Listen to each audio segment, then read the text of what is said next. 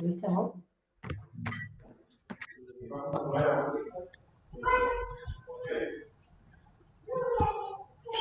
allá. Yo tengo que decir algo. ¿Qué querés? Sí, yo ya sé. Hola Jime, ¿me escuchan? Hola Guido, sí, se te escucha perfecto. Esperamos un poquito a ver si se conecta alguien, así pues no están interrumpiendo. ¿Vale? Dale, che, una cosa Jime, para la presentación, ¿qué hago? ¿Presentar ahora y pongo una ventana o toda la pantalla? ¿Cómo era? Podés poner la ventana y elegir la del PowerPoint, toda la pantalla, pero va a empezar a salir mientras vos la vas gestionando. Ahora lo que quiero es la presentación, la dejes en una gran aparte, solo compartas Bueno, ni nada. Se te corta todo. ¿Se escucha muy mal lo que digo? Y se te corta. A ver.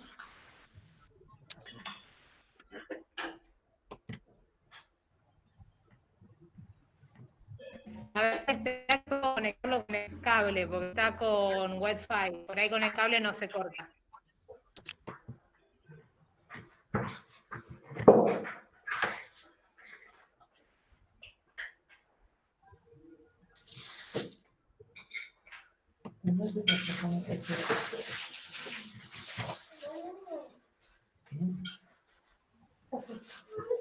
No, eso no, chiquita, no sea.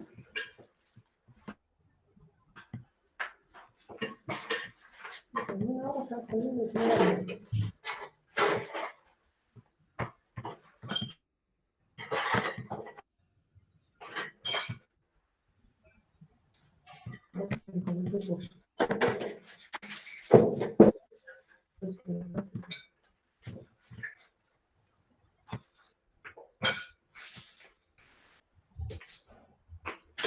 ¿Se ve la presentación ahora? Todo no se ve. ¿Para qué?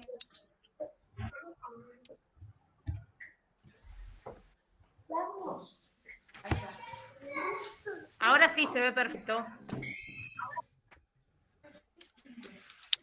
Bueno.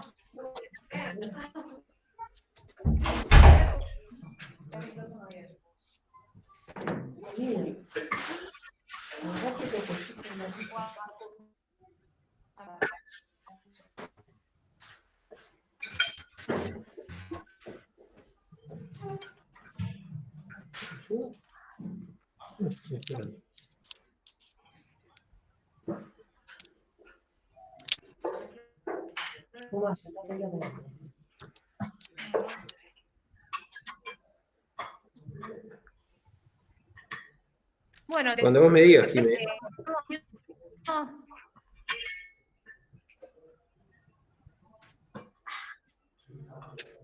No te escuché nada. Si te parece, ¿qué hacemos? Dale, cuando ustedes digan.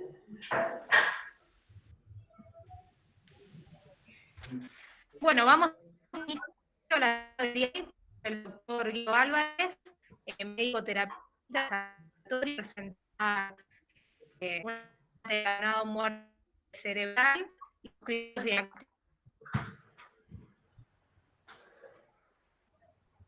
Bueno, no escuché bien, pero empiezo. Dale. Bueno. Dale. Bueno, la intención de esta charla era reflotar un poquito este tema para eventualmente estar más despiertos a la hora de cuando nos pase. El concepto de muerte encefálica ha venido modificándose con el tiempo y ya desde mediados del siglo pasado ha empezado a por lo menos tenerse en cuenta. Esto sería el cese completo e irreversible de todas las funciones estructurales de lo que está por arriba del foramen magno, ¿sí? Esto es los hemisferios cerebrales, el tronco del encéfalo y el cerebelo. Esto ya está instalado en la comunidad científica desde hace mucho tiempo y en la mayoría de las legislaciones, ¿sí? Pero ha ido modificándose con el tiempo hasta lo que hoy sabemos, ¿sí? Ya en 1800 más o menos, los criterios eran estos que ustedes pueden ver ahí, que es el cese del latido cardíaco, y eso lo podían ver bajo la auscultación. La respiración era básicamente por tres cosas, y la auscultación, la inspección, ¿sí? Y también la ausencia de un vago cuando le ponían un espejito o un vidrio ahí por debajo de la nariz, ¿sí? Y también el tercer punto era el abandono corporal del alma, cuando al paciente lo llamaban 3 veces por su nombre y no se levantaban. Cosa que podría pasarle a cualquiera de los residentes posguardia, pero no están muertos. Esto fue cambiando, y ya en 1959 en Francia, en 2 lugares distintos, empezaron a hablar de muerte del sistema nervioso central, o coma de paseo, ¿sí? Y esto tenía que ver con que ya había unidades de terapias intensivas, ya las técnicas de resucitación cardiopulmonar habían mejorado mucho y ya había ventilación mecánica. Entonces había algunos pacientes que, a pesar de tener estas intercurrencias, bueno, no respondían a estímulos externos. Esto fue de a poquito modificándose, ¿sí? Y ya en 1968 en JAMA se publica un criterio nuevo de muerte, que era el coma irreversible, ¿sí? En este estudio sugieren, para confirmar, ¿sí?, la realización de un electroencefalograma, ¿sí? El coma, en este caso, era irreversible, según ellos. Bueno, en Estados Unidos, poco tiempo después, aparecen los criterios de Minnesota, y... ¿Me escuchan? Sí, Sí, se perfecto, escucha. correcto. Bueno, yo sigo. Perdón. Aparecen los criterios de Minnesota, y como precondición ellos planteaban la necesidad de una lesión intracraniana conocida. Y en Estados Unidos planteaban el electroencefalograma como un elemento diagnóstico, pero no era obligatorio, a diferencia de los británicos, que poquito tiempo después definen la muerte encefálica como cese irreversible de funciones del tronco del encéfalo, y no de todo el encéfalo, como hacían los norteamericanos. No era necesario el electroencefalograma, pero sí lo recomendaban los norteamericanos, los británicos no. Bueno,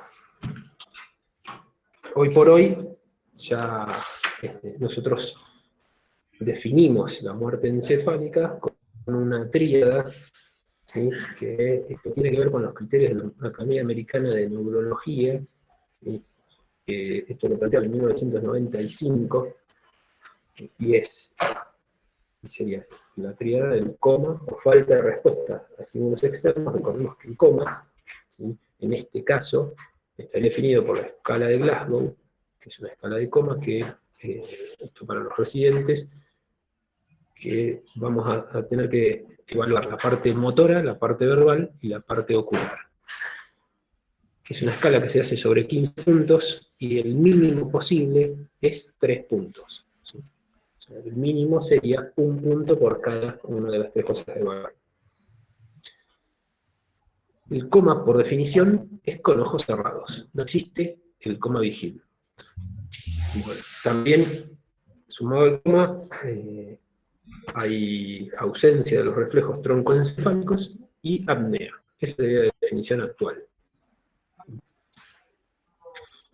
Para tener para empezar a pensar en el diagnóstico etiológico, la mayoría de las veces esto lo pensamos por accidentes cerebrovasculares, isquémicos o hemorrágicos, y esto también abarca las hemorragias subaracnoides, los traumatismos craneoencefálicos, las lesiones del encéfalo por hipoxia o anoxia, algunos tumores primarios y algunas infecciones.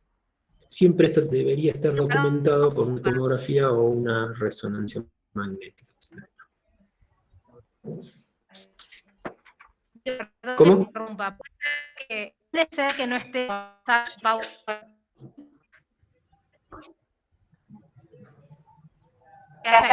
No te escucho.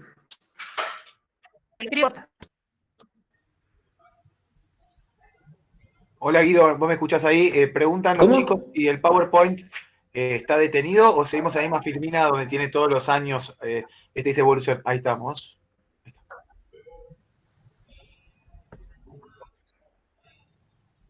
No, yo seguí.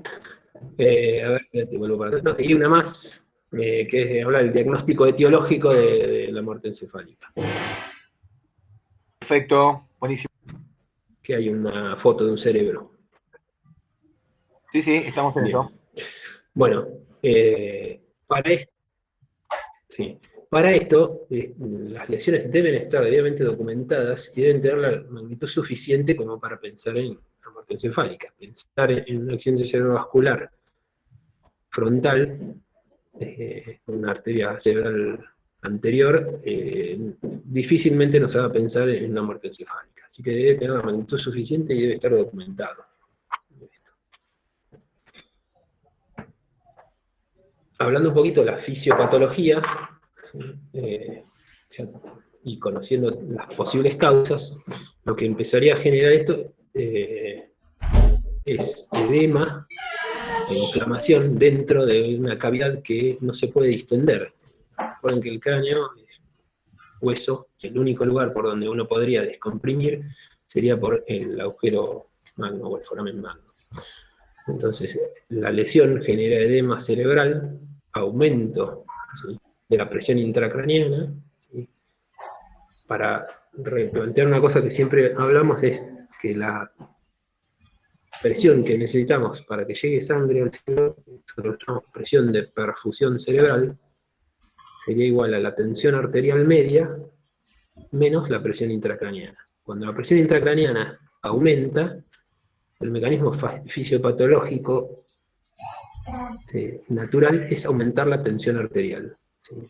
Por eso todos los pacientes con un cerebro agudo deben estar inicialmente hipertensos. Cuando están hipotensos es una mala señal y en general son pacientes que van a andar mal. Pero estos son mecanismos de compensación, ¿sí?, que tienen ciertos límites. Cuando la presión intracraniana aumenta, puede llevar a la herniación del uncus, y esto obstruye la circulación cerebral, baja la presión de perfusión cerebral, y esto va a la isquemia celular. Eso es un poco a fisiopatología, ¿sí? Y para poder reconocer, ¿sí?, la muerte, cosa que antes, hasta no hace mucho, ¿sí?, la medicina de hoy tiene nuevas situaciones, como por ejemplo la utilización de órganos para trasplante. Certificar la muerte utilizando criterios neurológicos es posible solamente en terapia intensiva. Son pacientes que sí o sí tienen que estar conectados a un respirador, ¿sí?, con soporte artificial, ciertas funciones, como eventualmente también puede ser soporte de la parte cardiovascular, con medicación inotrópica, soporte de diálisis y demás, ¿sí? Pero la muerte encefálica significa muerte del individuo, más allá de todas las medidas de soporte. Para pensar en el diagnóstico de la muerte encefálica necesitamos ciertos requisitos previos, ¿sí? Que el paciente esté en terapia, que esté con el respirador, que tenga cierta estabilidad hemodinámica, y para eso podemos usar medicaciones inotrópicas, ¿sí?, o que ayuden a sostener cierta frecuencia cardíaca y sobre todo cierta tensión arterial. Vamos a optimizar todos los métodos que tenemos a disposición para que la oxigenación y la ventilación sean adecuadas. Vamos a corregir la hipotermia. En el adulto debe ser mayor a 32 grados. En los niños se acepta que sea mayor a 35. Luciana, corregime si me equivoco. Si andas por ahí. También debemos mantener cierta homeostasis en cuanto a la parte hidroelectrolítica, el medio interno de los pacientes y todas las funciones o los desajustes endocrinos. Una de las cosas que tenemos que tener en cuenta para evaluar esto es que los pacientes no tienen que estar con fármacos depresores en el sistema nervioso central, como son las benzodiazepinas, los opiáceos, fenobarbital y demás. Y los barbitúricos suelen tener una vida media muy larga y entonces eso muchas veces nos hace que tengamos que posponer un poco el estudio de diagnóstico para la muerte encefálica. La exploración neurológica, y ahora yo me voy a tomar un tiempito para orientar más básicamente la exploración y recordar algunas cosas, seguramente los más grandes ya saben, pero va más orientado a los residentes. Vamos a tener que evaluar al paciente no menos de las 4 horas de la sospecha clínica inicial. Es decir, que si yo lo sospecho ahora, tengo que esperar por lo menos hasta las 4 de la tarde para empezar a hacer la exploración neurológica completa. Vamos a tener un paciente en coma profundo.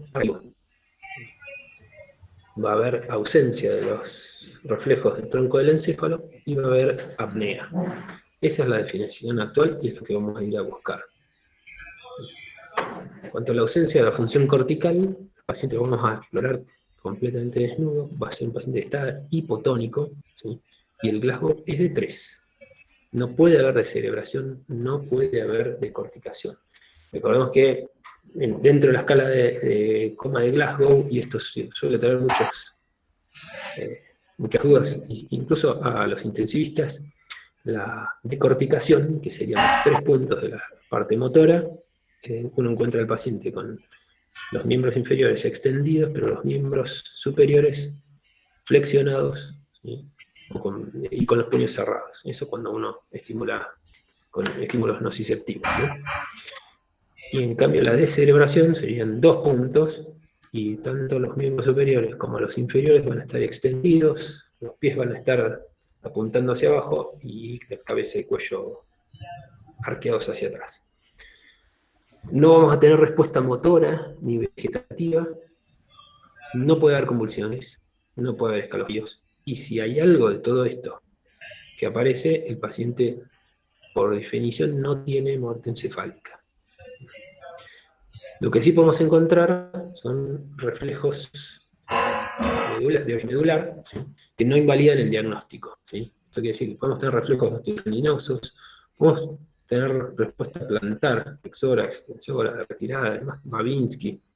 Puede haber reflejos cutáneos abdominales, cremastérico, y los tóracos cervicales también pueden estar.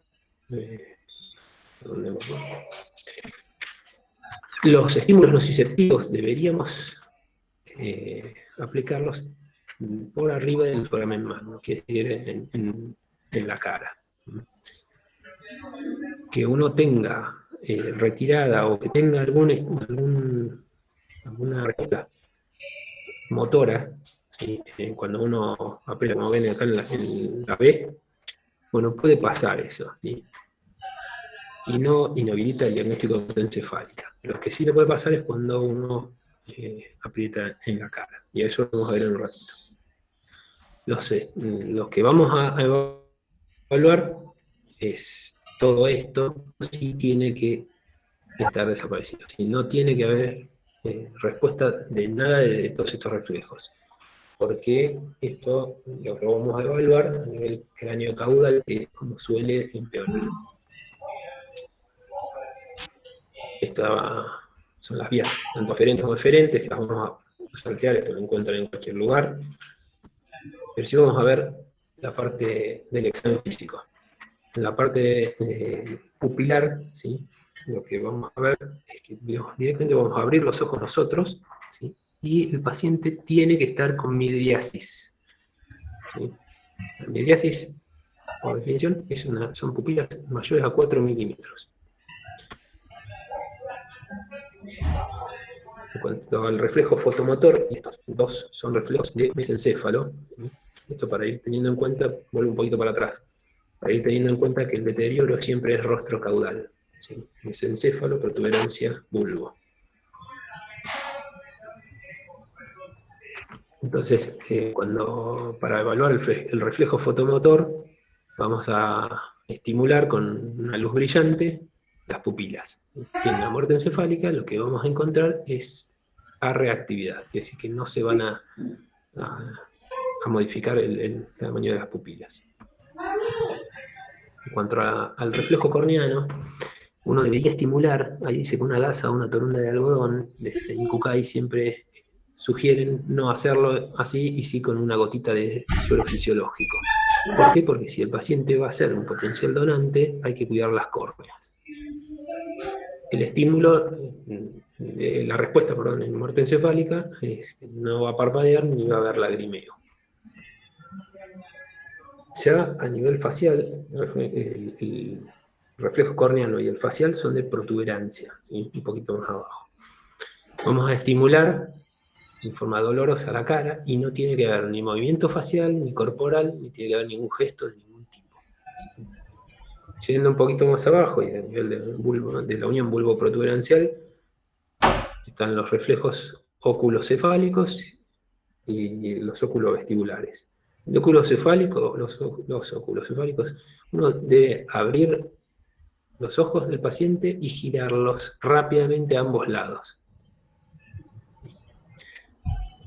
Hay que recordar que el paciente tiene daño a nivel cervical, este reflejo no conviene hacerlo. Pero bueno, los ojos van a estar inmóviles, quiere decir que no se van a mover hacia ningún lado. Reflejos en ojos de muñeca también conocidos. En cuanto a los óculos vestibulares, uno debería poner suero fisiológico previo examen para ver la indemnidad del tímpano y poner suelo fisiológico frío, alrededor de 20 centímetros cúbicos. Y los ojos deberían quedar inmóviles. Llegando a bulbo, tenemos el reflejo faríngeo, ¿sí? Que lo que vamos a hacer es, con un bajalengua, estimular, y no debe haber ni inducción de náuseas, ni vómitos, ni deglución, ni nada. El reflejo tusígeno lo hacemos con una sondita de aspiración que vamos a introducir a través del tubo orotraqueal y vamos a estimular la tráquea, ¿sí? Eventualmente hasta con aspiración y todo. Y no va a haber tos en la muerte encefálica. El reflejo cardíaco, yo tengo terapia intensiva, no lo hice nunca, pero la realidad es que uno podría hacerlo con atropina y la respuesta sería un aumento muy pequeño de la frecuencia cardíaca. Siempre hay que valorar previamente el tamaño de las pupilas. Y el test de apnea. El test de apnea es un test que debe hacerse en pacientes que están en estado de oxigenación, ¿sí? Y que tengan normocapnia, ¿sí? En general el paciente con cerebro agudo tiende a tener cierta hipocapnia, pero tenemos que llevarlo a la normocapnia. Esto es una PCO2 en los gases en sangre de entre 35 y 45.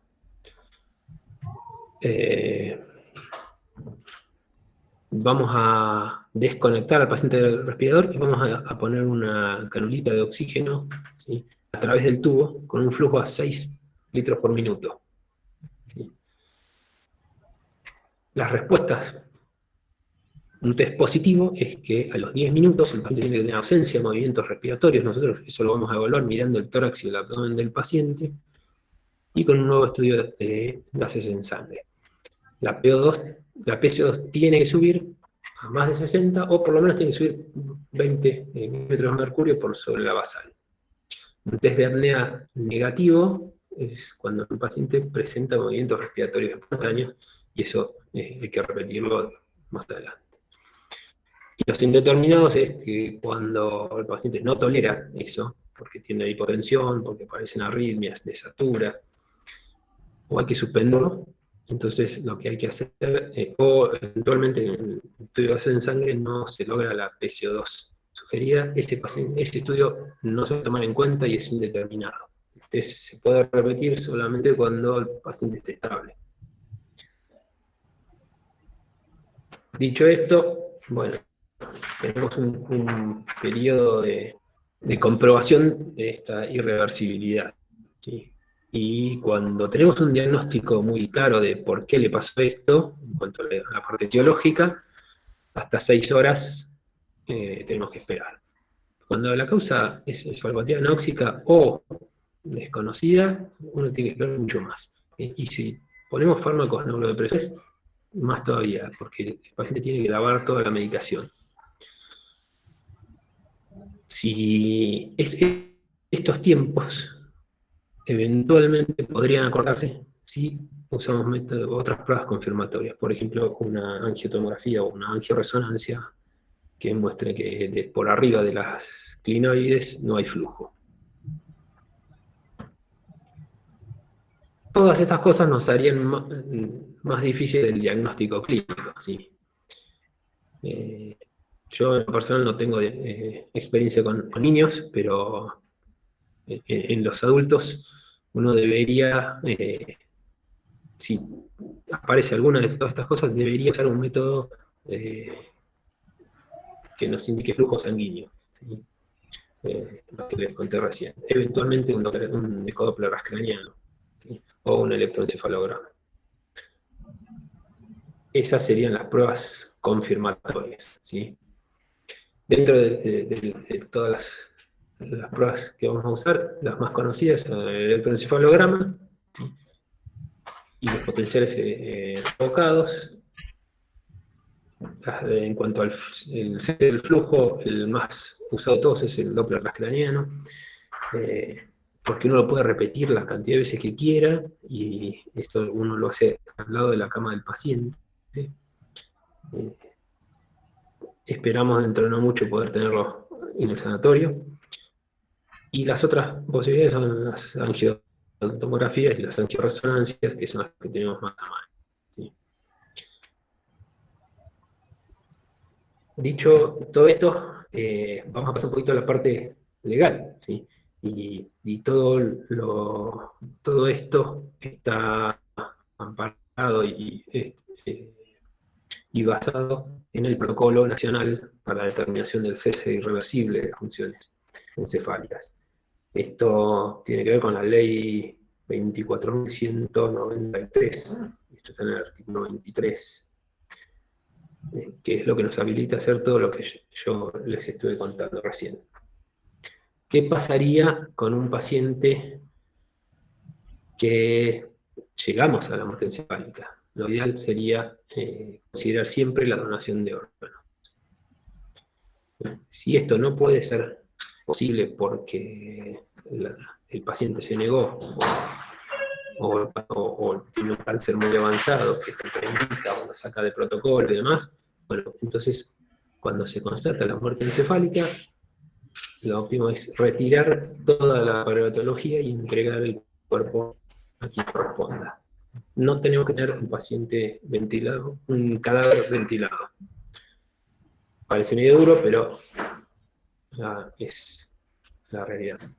Y para contarles un poquito algunas cosas de lo que hacemos nosotros ahí en la terapia, bueno, que desde que estamos en cuarentena, hubo 3 pacientes que entraron, que ingresaron en un operativo. Ingresar en operativo es, Dios, por lo menos hablar con la gente de INCUCAI, para que tengan en cuenta que hay un paciente que potencialmente puede ir a la muerte encefálica. Ahí se activan una serie de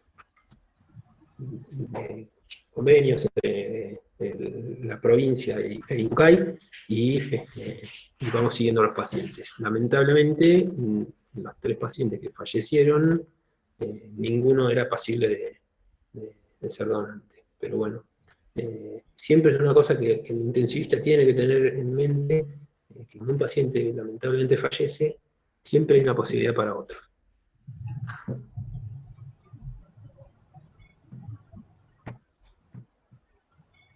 Bueno, ¿tienen dudas? ¿No?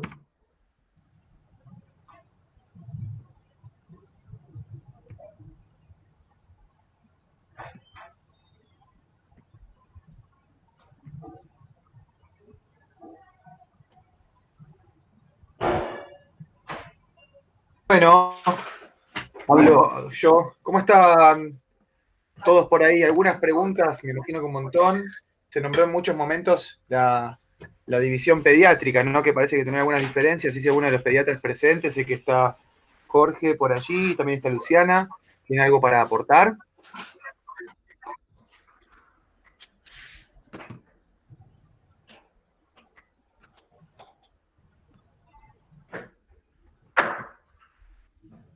Bueno, también podemos dar como test el Google Meet como de muerte encefálica. Me parece que hay muchos que estamos en ese estado.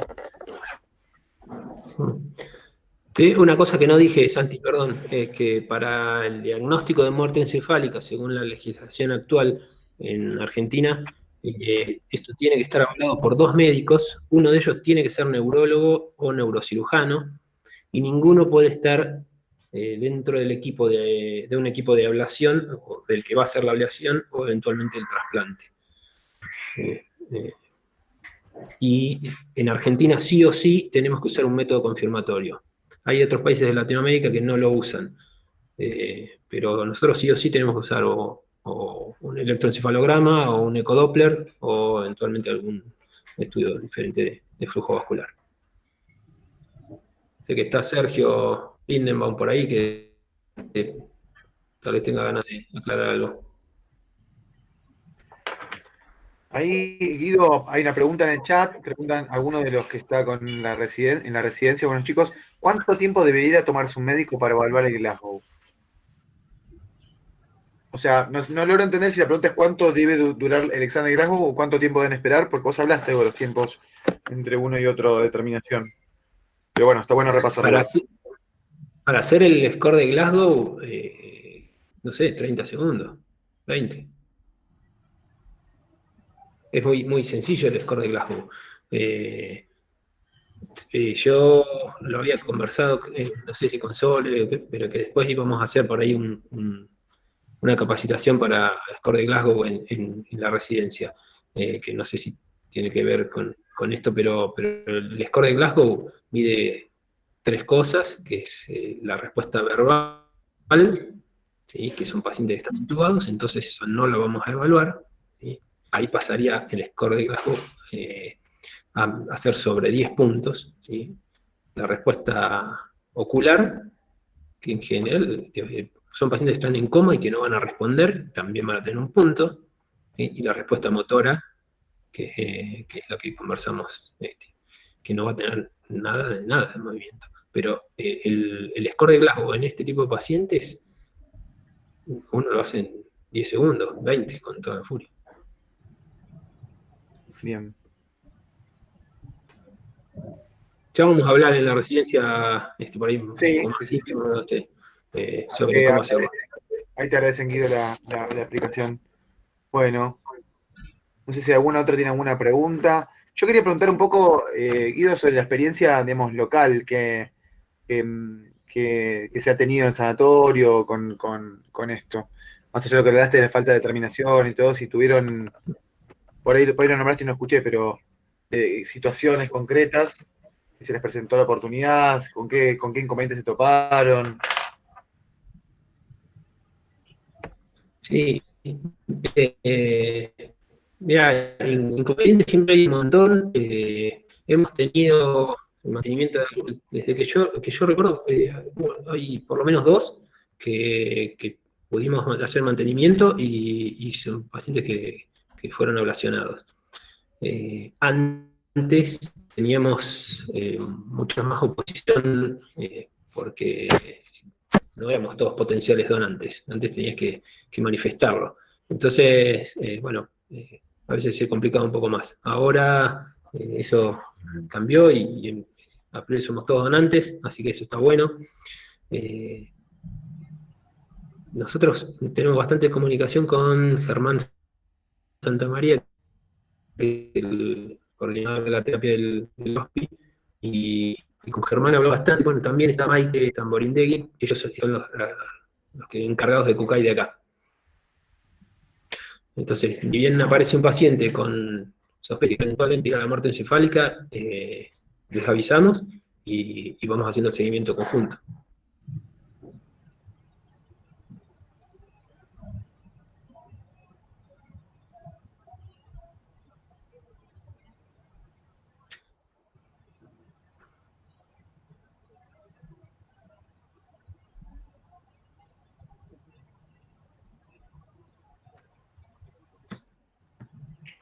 A ver.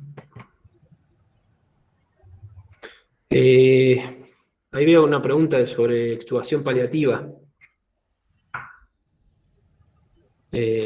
Son de dos cosas diferentes. Por ahí el paciente que tiene una muerte encefálica es un paciente que está muerto, entonces no hay nada que paliar, hay que retirar todo.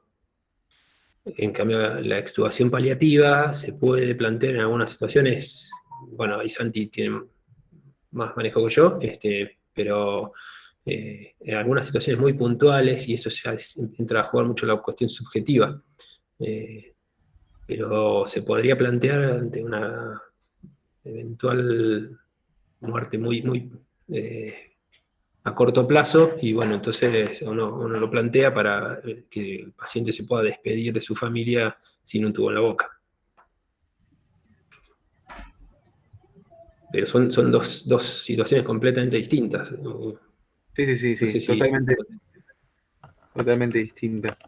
Y a mí, sí, en realidad, y también es una cuestión distinta, pero bueno, a mí me remedia tu charla un poco a este tema de una paciente, por ejemplo, que tenemos concretamente ahora internada, que tiene, digamos, la conocen bien ustedes, de terapia intensiva, que tuvo sendos cuadros neurológicos, digamos, que tuvo convulsiones, que tuvo hiponatremia, que ahora en una imagen aparece un ACV isquémico, y hoy concretamente es una paciente con un Glasgow de 4 o 5 en el mejor de los casos. Pero bueno, no cumple para nada los criterios de muerte encefálica porque ya de por sí ventila espontáneamente, ¿no?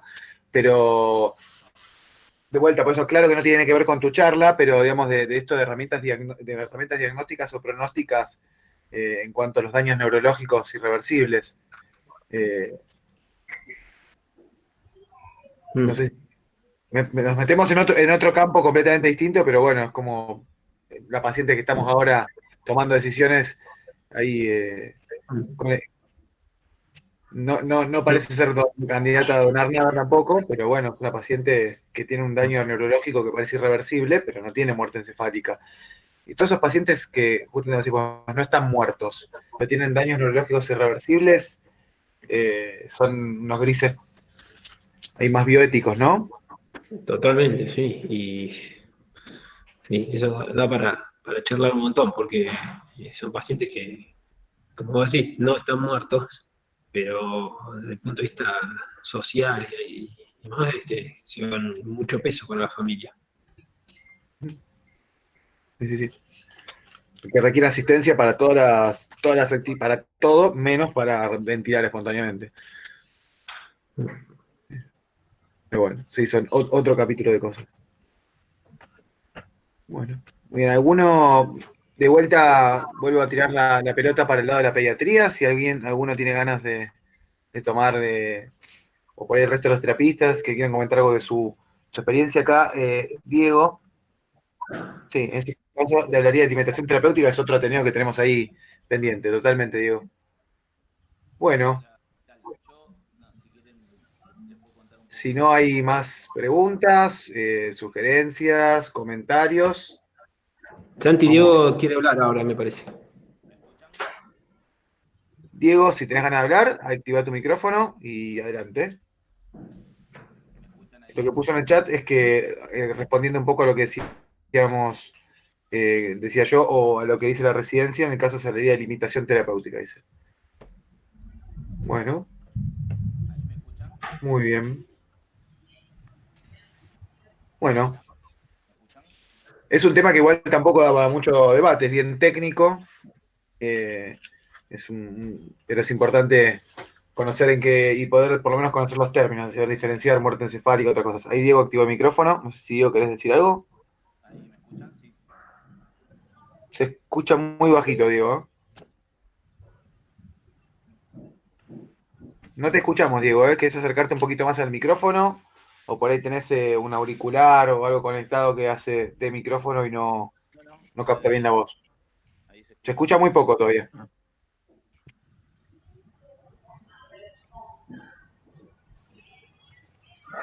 Hola.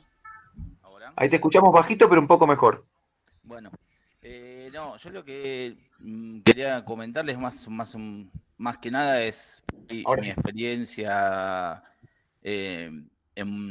más que nada en Buenos Aires, ¿sí? Tuve muchos años en relación con el Incucay.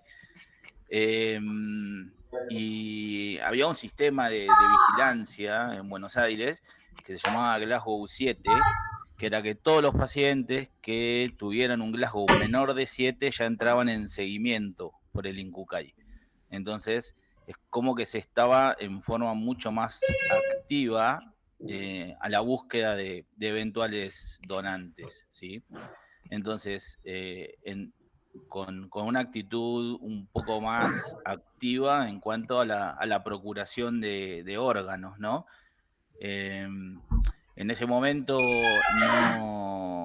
no se consideraba donante a todo el mundo, así que había una parte muy importante que era la de hablar con las familias de estos pacientes y ver qué era lo que se podía conversar con ellos y cómo llegar al convencimiento de que un paciente que todavía tiene actividad cardiológica, ¿sí? O sea, que su corazón late,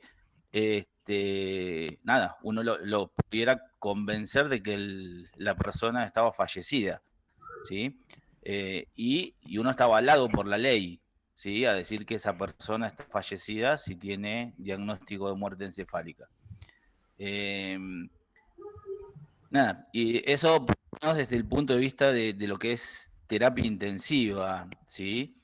Y un poco más relacionado a lo que es procuración de órganos, hay un órgano que se puede donar no solamente de pacientes con muerte encefálica, sino pacientes fallecidos, ¿sí? Que pueden ser, por ejemplo, las córneas, ¿sí? Un paciente que haya fallecido puede donar las córneas, ¿sí? Las córneas se pueden ablacionar con el paciente fallecido y qué es lo que se hace, obviamente, siempre. Y que se hace muy poco, ¿sí? Habitualmente lo que es procuración de córneas se hace muy poco, porque se puede hacer hasta en pacientes que fallezcan en la sala, por ejemplo, ¿sí? Lo mismo que la donación de piel o la donación de hueso, ¿sí? Son todos temas que se podrían hacer en pacientes totalmente fallecidos, o sea, con parada cardíaca también. Pero bueno, nada, esto es más relacionado al tema de procuración de órganos que por ahí al tema de la charla, ¿no? Que es la muerte encefálica. Sí, Diego, Glasgow 7 sigue vigente, lo siguen haciendo. ¿Viste? Esto creo que empezó en 2003, corregime si me equivoco, pero en 2003 creo que empezaron con esto para justamente tratar de incrementar un poquito la cantidad de pacientes a poder ablacionar, pero sigue vigente. Sí, yo creo que en esa época fue más o menos cuando empezó y nosotros hacíamos, después de haber hecho el curso de hacer ablación de córneas, hacíamos la ablación de globos oculares para remitirlos al INCUCAI para el banco de córneas. Eso era un plus que uno no podía hacer, no hace falta ser oftalmólogo para hacerlo, y nada, es por ahí un granito más que uno podría poner, ¿no? Pacientes fallecidos que no hubieran pasado por la muerte encefálica y que podían ser donantes de órganos igual. Bien. Ahí Eli Twitter tiene una pregunta para hacer. Eli, ¿tenés micrófono? O... Ahí está, ¿me Bien. escuchan? Claro. Sí, con respecto a esto que contaba Diego, que es cierto, el tema de lo que es procuración de órganos, que yo lo que había visto ya hace 5 años, que había más de 8.000 personas en lista de espera para trasplante de córnea, de hecho es de uno de los trasplantes que más demanda tienen. Los últimos son los cardiopulmonares completos, pero el tema era que yo lo que veía que había muchos usuarios y pacientes cuando estaba en Buenos Aires también, y había mucho trámite burocrático donde nunca se podía terminar de lograr que las personas, o sea, que el trámite se llevara adelante para que se pueda meter a esa persona en probable donante, ¿no? Como que no estaba como aceitado en ese aspecto. Y de hecho acá en Bariloche cuando me vine, lo que vi es eso, es que hay un montón de pacientes que fallecen, quizás no solamente por muerte encefálica, ¿no? Por otras causas, como dice Diego, y no se tramita ese tema, no se activa. Y yo no sé si es la cuestión de distancia o no hay un protocolo establecido, porque la verdad que muchos de los pacientes que fallecen acá por otras causas podrían entrar tranquilamente como donantes de córnea. No sé si eso hay una cuestión burocrática, legal, o nosotros no estamos activando ese proceso dentro del sanatorio o en las otras instituciones para que se ponga, se haga real, ¿no?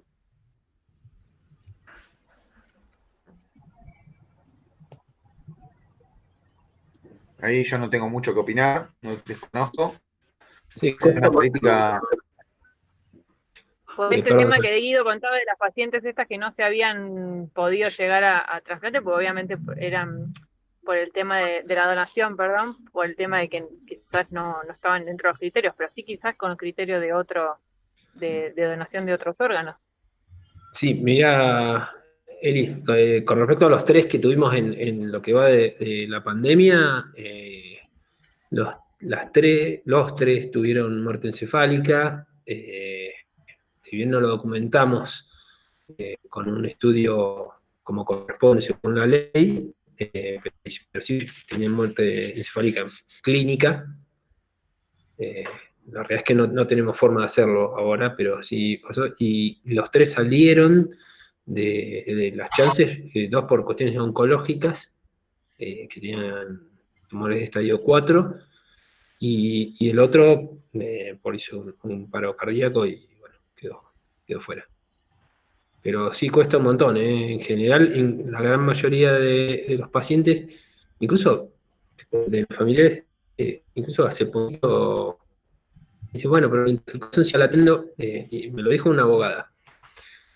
Y bueno, pero no, la ley dice otra cosa. Paciente que tiene muerte encefálica, por más que siga latiendo el corazón, está muerto. Sí, a comentario de eso, la ley lo que dice es que cuando uno completa el certificado de función, la fecha y la hora de fallecimiento es la del diagnóstico de muerte encefálica y no la de parada cardíaca, ¿sí? Entonces, bueno, eso es más que aval para ver cuándo es que realmente falleció el paciente, ¿no?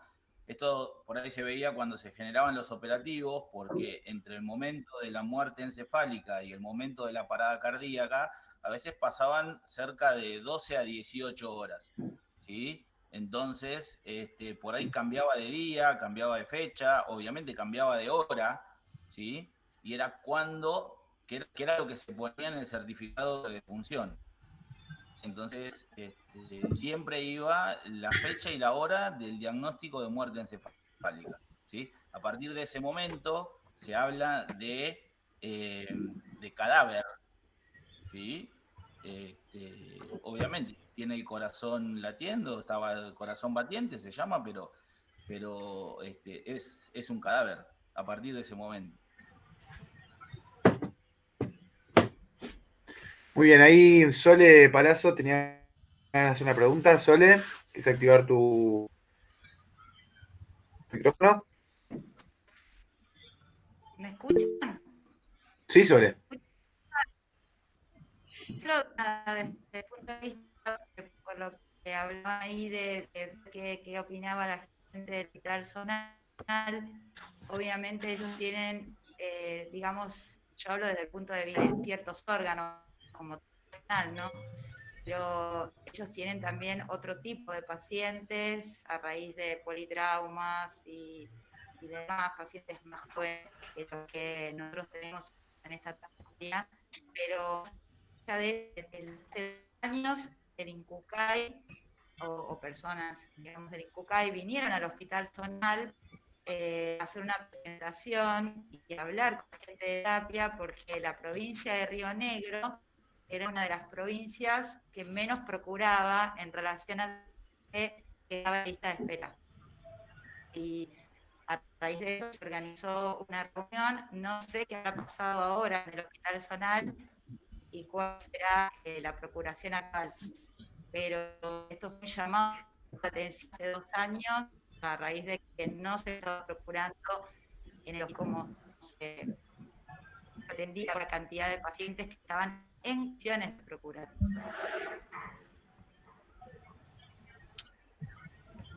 Bien. Sí, yo les cuento una cosa que poco tiene que ver con lo que estamos hablando, pero es una realidad. Es que muchas veces cuando teníamos pacientes para procuración,